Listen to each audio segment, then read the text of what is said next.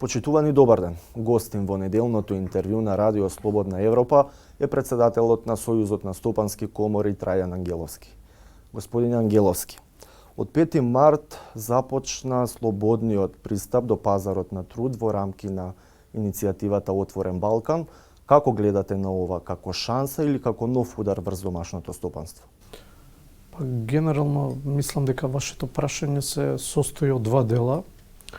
Првиот дел се однесува на бирократските процедури кои претходно постоеле помеѓу овие земји кои сакаат да влезат во оваа економска иницијатива и со укинувањето на процедурите генерално стопанството добива. Се добива на флексибилност, мобилност, вработените ќе можат од земја во земја полесно да мигрираат. Одредени компании, доколку би имале одредени проекти, ќе можат полесно нивните вработени да им ги решат работните дозволи во таа земја каде што ги изведуваат проектите, и тој дел ние апсолутно го поздравуваме затоа што сметаме дека нашиот регион мора економски да се интегрира доколку ние сакаме да постигнеме повисок раст на бруто националниот доход, подобра економска состојба и така натаму. Сега во вториот дел од прашањето, дали ова ќе бенефит во овој момент за нас, значи на долг рок да, ќе е бенефит, меѓутоа краткорочно во овој момент како изгледаат работите. Знаете како, доколку отидете на пазар и со себе не носите средства, колку производи ќе можете да купите во тој момент? Македонската економија во овој момент е најслаба од останатите две кои се интегрираат во овој процес. Српската економија има огромни инвестиции во инфраструктура и останати проекти. Економското ниво им е повисоко и на нив им требаат квалитетни кадри и луѓе кои они би можеле да ги привлечат. Албанската економија исто така има многу позитивни резултати на полето на туризмот и големи инвестиции во инфраструктурата. За жал, во овој момент кај нас не можеме да се пофалиме со многу добри економски резултати и мислам дека и сметам дека ќе има одлевање на дополнително на одреден број на работници од нашата земја во соседните земји. Според ваши проценки, колку работници му недостигаат на стопанството? Не поседуваме ние таков статистички податок колку му недостигаат, меѓутоа сметам дека дефинитивно треба да се позанимаваме и со реформи на одредени јавни институции, каде што би можеле одреден квантум на вработени од јавниот сектор да се преусмерат во приватниот сектор. Треба да се на некој начин поработи на иселувањето на луѓето, значи да запре тој процес на иселување, затоа што дефинитивно со слаба економска активност луѓето секогаш добиваат подобри понуди во странство и тие се мотивирани да се иселуваат. Значи нас на долг рок не ни одговара да нашата економија биде на вакви ниски гранки и ние секој ден со одржувањето на нашата економија на ова ниско ниво губиме. Негде на почетокот на минатата година, 2023, власта започна со, како што го нарекоа, решавањето на проблемот со недостиг на работна сила преку увезување на работна сила, односно на работници од Југоисточна Азија. Колку тој увоз на работници е бирократски проблематичен и колку реално од оние работници кои што доаѓаат се спремни? Процесот е дефинитивно бирократски проблематичен. Многу институции се затворени, не одобруваат доволен број дозволи, процедурите се навистина комплицирани, долги и така натаму. Треба да размислуваме во тој правец, да можеме да увезуваме одреден број на вработени од овие азиски земји. Меѓутоа не сметам дека е првенствено главно решение, треба да се ориентираме на увозот на овие азиски работници, затоа што треба да видиме што можеме и ние кај нас со одредено подигање на економското ниво, со оние кадри кои ги имаме во одредени нефункционални гранки и дејности, да ги преориентираме во одредени профитабилни дејности во економијата. Зборувате за преквалификација до квалификација. Да, мислам на јавната администрација, јавните предпријатија и останати јавни служби кои сметаме дека се превработени. Колку приватниот сектор го следи зголемувањето на платите во јавниот сектор? Приватниот сектор мора да го следи зголемувањето на платите, затоа што доколку не го следите тој тренд, едноставно останувате безвработени. И тоа е најлошото сценарио кој може да ви се случи.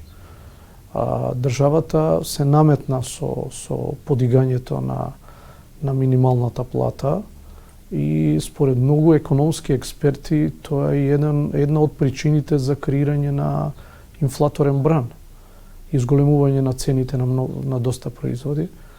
Така да приватниот сектор е само на некој начин посматрач во овој процес и ги трпи последиците од целава оваа појава. Господин Ангеловски, од 1 март се одмрзна цените и во продавниците и во маркетите. Граѓаните се жалат на низа поскапување на производите. Треба ли да се очекува нов ценовен шок? Знаете како, од доста политичари беше ветувано дека ќе обезбедат ефтини цени. Како човек кој работи цел живот во стопанството, кога некој ќе ви нуди ефтини цени, секогаш постои еден голем знак на прашање зошто некој ви нуди ефтини цени. Значи, ефтини цени не постојат на пазарот. Постојат пазарни цени, одржливи цени. Значи, државата треба да се грижи да го регулира пазарот. Какви ќе бидат цените? Тоа зависи од економскиот надпревар помеѓу понудата и побарувачката. Многу работи треба да се преиспитаат уште еднаш во целиот тој процес. Какви ни се царините за увоз на одредени прехранбени производи? Според оние информации што ние ги имаме, се повисоки од тие во Европската Унија. Затоа да не ве изненади доколку еден исти производ го видите во нашите маркети дека е со повисока цена, а истиот тој производ отидете во одредени европски земји ќе ви се чини дека е со пониска цена. Таков пример имам лично видено и во Србија, например. Значи, дефинитивно ние имаме одредени податоци од одредени наши членки кои произведуваат одредени прехранбени производи. За одредени суровини кои тие ги увезуваат, постојат царини во нашата царинска тарифа дури до 40%. Па вие кога ќе наплатите до ланската година за увоз од земји кои се надвор од овие со кои имаме подпишано безцарински режим, за како вид на дополнителна давачка имаше исто 3-40% и за маслото за јадење. Затоа одредени производи кај нас се на такво високо ниво. Значи, треба да се преиспита целиот процес од влез на суровините, какви давачки се плаќаат, се со цел со дали самите ги произведуваме, доколку не ги произведуваме, очигледно е дека цените кои ќе ги добиеме од увоз имаат транспортни трошоци, увозни трошоци и така натаму. И тоа е еден целокупен процес. Меѓутоа, економијата треба да се остави сама да се ги регулира цените, понуда и побарувачка. А државата единствено треба да се грижи да целиот процес биде транспарентен, регулиран, да биде поставен на економски фер основи. Еве државата ќе се обиде да го регулира преку законот за нефер трговски практики. Колку тоа ќе го реши проблемот? Тој закон дефинитивно ќе помогне во решавање на проблемот. Од наша страна беше апелирано во повеќе наврати да тој закон се донесе многу порано. Ние сметаме дека е доцна носењето на овој закон и дека овој закон ќе помогнеше многу порано да одредени услови на пазарот бидат регулирани. За истиот закон добивам коментари од одредени наши членки дека сепак постојат одредени механизми внатре кои не се јасно дефинирани. Значи, треба да се поработи и самиот закон да биде на високо квалитативно ниво. Кои се тие? Имаше за повеќе аспекти, знаете, тој закон најчесто ги регулира одредени однесувања на трговските ланци со своите добавувачи во однос на наплата на, не знам, позиција во маркет, баркодови, дополнително рекламирање и така натаму. Тоа е цел еден процес каде што на некој начин се користи позицијата на голем трговец кој директно има пристап до крајниот купувач да го стави во одредена позиција добавувачот на одредени производи и сметаме дека тука државата треба да помогне да ги заштити малите компании кои влегуваат во преговори со вака големи трговски ланци, да секогаш постои една фер и коректна соработка за двете страни. Господин Ангеловски, изминува една година од потпишувањето на договорот со Бехтел и ЕНКА. Имате ли еве одредени информации колку македонски компании барем засега се ангажирани во овој проект?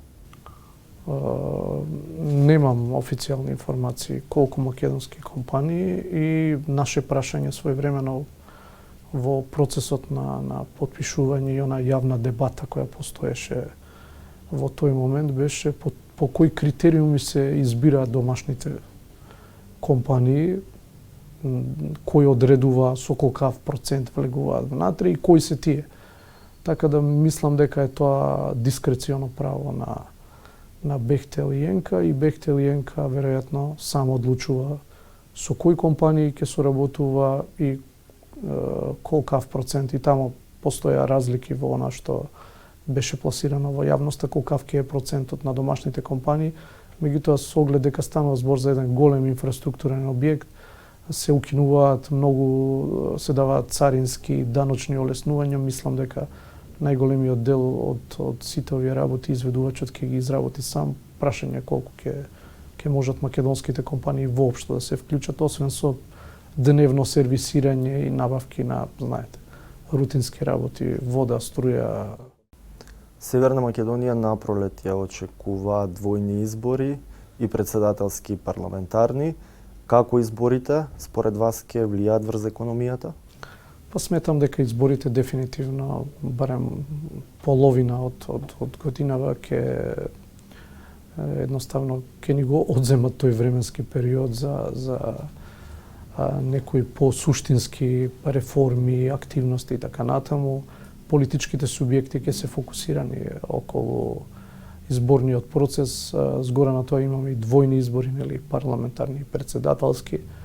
Сметам дека оваа година на некој начин, се додека се конституира влада, ќе помине можда 2/3 од годината, додека ние добиеме влада со полн политички мандат која ќе може да носи било какви одлуки, така да ќе мораме да се навикнеме да живееме во овој замрзнат временски период. Година изгубена за економијата? Па може да се каже на некој начин дека ќе биде изгубена со оглед на тоа што на нашата економија и фалат суштински реформи. Доколку не се направат суштински реформи, тоа го гледате во сите извештаи и од Народната банка, и од меѓународните монетарни институции и така натаму. Сите континуирано бараат суштински реформи. Без суштински реформи оваа економија ќе произведува 2% раст. Меѓутоа 2% раст во услови на инфлација која ќе биде повисока од растот, се поставува прашањето ние ќе бидеме во минус. Значи дефинитивно ни фали ориентација каде што нашава економија ќе испорача раст од 5 до 6%, тогаш на некој начин ќе можеме да изразиме одредено задоволство дека напредуваме. Се останато, 2-3% и така натаму, без било какво посебно ангажирање, се добиваат тие резултати, меѓутоа постои еден апсолутен факт. Нашата економија е една од последните на европскиот континент. И мислам дека е ова еден поразителен факт. Господин Ангеловски, ви благодарам на разговор. Ви благодарам на поканата. Почитувани, вие го следевте неделното интервју на Радио Слободна Европа. До гледање.